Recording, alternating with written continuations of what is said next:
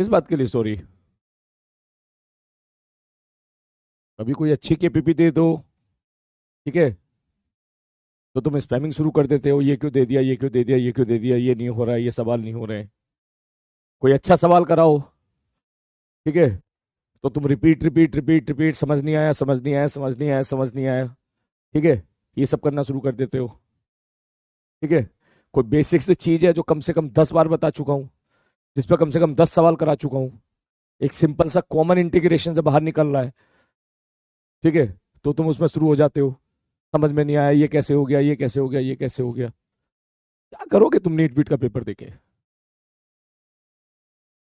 अगर आप ये जानबूझ के करते हो ताकि हमारी क्लास खराब हो, तो ठीक है भैया, जिसने तुम्हें भेजा है ये सब काम करने के लिए, ठीक है, तो उसमें खैर मैं क्या ही बोलूं। लेकिन अगर आप सपोज आप सोच रहे हो कि डॉक्टर बनोगे, नीट का पेपर दोगे, तो इस स्थिति, अगर ये वाली तुम्हारी स्थिति है, तो फिर बेटर रहेगा भी आप लाइन चूज कर लो, कहीं जाके बीएससी बीएससी नर्सिंग, ठीक है, आप वहां पे एडमिशन ले लो आराम से, ठीक है? क्योंकि ऐसे आप चल नहीं पाओगे आगे, जा नहीं पाओगे आगे आप। मैक्सिमम 1 महीना 2 महीना, ठीक है? 2 महीना भी ज्यादा बोल रहा हूं मैं, ठीक है? तो क्यों अपना टाइम वेस्ट कर रहे हो? इससे बेटर है कहीं बीएससी वगैरह कर लो यार, क्योंकि ऐसी उसके साथ तो नहीं होने से रहा। एक सिंपल इंटीग्रेशन से कॉन्स्टेंट बाहर निकालने में तुम्हारी हालत खराब हो जा रही है, तो नीट 2026 जैसा पेपर आएगा, फिर आप क्या करोगे? ठीक है, वो भी तब जब तुम्हें कम से कम 10-15 सवाल करा दिए तब, वो भी तब जब बड़े पेशेंस के साथ मैंने एक बार फिर से बताया, वो भी तब जब एक बार और मैंने फिर से बताया और ये भी बोला कि यार ये चल कोई नहीं, इसकी अंदर की फिजिक्स तेरी समझ में नहीं भी आई तो चलेगा, क्योंकि टेम्परेचर कांस्टेंट है, तेरे को नहीं मालूम टेम्परेचर क्या होता है, ठीक है? और तू नीट डॉक्टर बनने के सपने देख रहा है, तुझे ये नहीं पता कि टेम्परेचर क्या होता है। NRT P equal to NRT का तूने नाम ही नहीं सुना आज तक, और झोला उठा के चल पड़े कि हम तो भैया डॉक्टर बनेंगे। झोला छाप डॉक्टर बनोगे बेटा ऐसे। वो भी अच्छे हैं तुमसे, वो भी बहुत अच्छे हैं, ठीक है, वो लोग भी बहुत अच्छे हैं तुमसे, ठीक है? इतने सारे लोगों का वो लोग इलाज करते हैं, लेकिन तुम तो बेसिकली, ठीक है, क्या बोलूं मैं तुम्हें। मत भरना बेटा फॉर्म, प्लीज मत भरना, ठीक है? वरना फिर 1 साल के बाद फिर वही तुम्हारा रोना चालू हो जाएगा यूट्यूब पे हर जगह पे, ठीक है, कि नीट तो एक ट्रैप है, ठीक है? डोंट इस ट्रैप के अंदर कभी मत जाओ, don't get trap in NEET, ठीक है? एनटीए ने बहुत गलत किया, ऐसा पेपर बना दिया।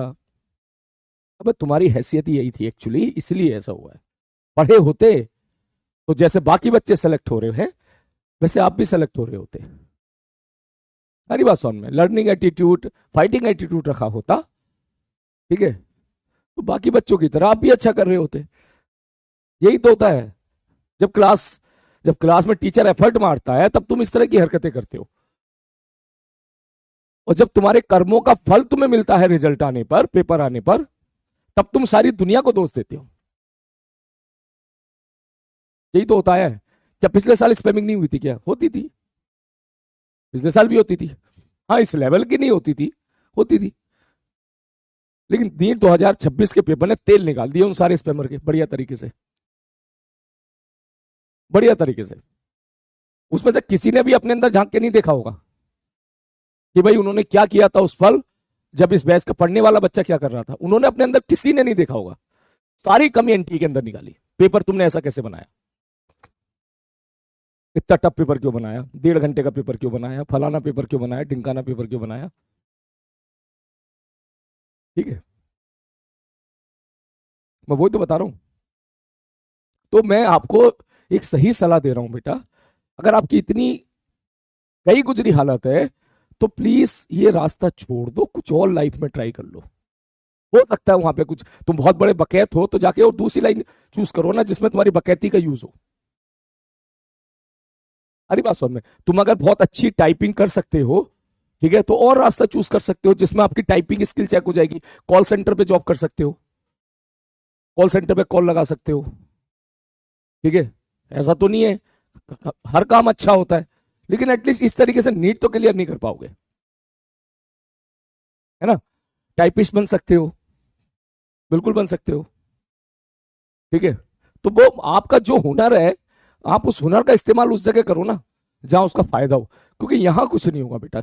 मैं लिख के दे रहा हूं, नहीं होगा सिलेक्शन। ऐसे बच्चों का सिलेक्शन कभी नहीं होगा, होता ही नहीं है यार। 22 लाख लोग बच्चे हैं, 22 लाख बच्चा पेपर देता है।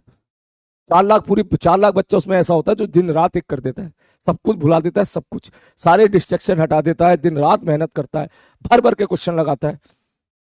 ऑफलाइन क्लास में पढ़ रहा है तो डाउट काउंटर पे बैठ कर अकेला पढ़ता रहा होगा, वो दोस्तों से क्वेश्चन डिस्कस कर रहा होगा। क्लास क्वेश्चन और क्लास के अलावा उसकी जिंदगी में कुछ और होता ही नहीं है, कुछ नहीं होता है। दिन रात अगर उसको सपना भी आ रहा है ना, तो भी उसको भाई साहब सपने में भी सवाल दिखाई दे रहे होंगे कि यार ये वाला क्वेश्चन मुझसे नहीं हुआ यार, आज इतना होमवर्क नहीं हुआ यार, आज सर ने इतना इतना सारा होमवर्क दिया था, उसमें से मुझसे इतना नहीं हुआ यार। उसके दिमाग में वही सब चल रहा होता है। कैसे बीट करोगे उस बच्चे को, कैसे बीट करोगे? और फिर जब कर्मों का फल मिलता है, उसका बढ़िया रिजल्ट आता है, बढ़िया मार्क्स आते हैं, तो वो फिर तुमसे डाइजेस्ट होता नहीं है। और फिर जब वो विक्ट्री सेलिब्रेशन पे आता है, तब लोग मिलकर उसके रिजल्ट को सेलिब्रेट करते हैं, तब फिर तुमसे डाइजेस्ट नहीं होता है। हमें तो कोई पूछता ही नहीं है, सब टॉपर को ही पूछते हैं, सब सिलेक्शन वालों को ही पूछते हैं। वो लोग एमबीबीएस चले गए तो सब उनको भाव दे रहे हैं और मेरी तो कोई वैल्यू नहीं है। बेटा जब वैल्यू बनाने का वक्त था, तब तो स्पैमिंग कर रहा था। हरी बात समझ में? और जब वैल्यू बनाने का वक्त था, तो वो दिन रात लड़ रहा था। अंतर है ना दोनों में, तो रिजल्ट में भी तो अंतर आएगा ना। ठीक है, खैर छोड़ो इन बातों को। ठीक है, तो भैया जितने पढ़ने वाले बच्चे हैं, मैं उनसे बात कर रहा हूं। सारे बच्चे पढ़ने वाले बच्चे आ जाओ भैया, आगे आ जाओ, जल्दी से स्टार्ट करते हैं। आज हम लोग अपना बेसिक मैथ को खत्म करेंगे बेटा।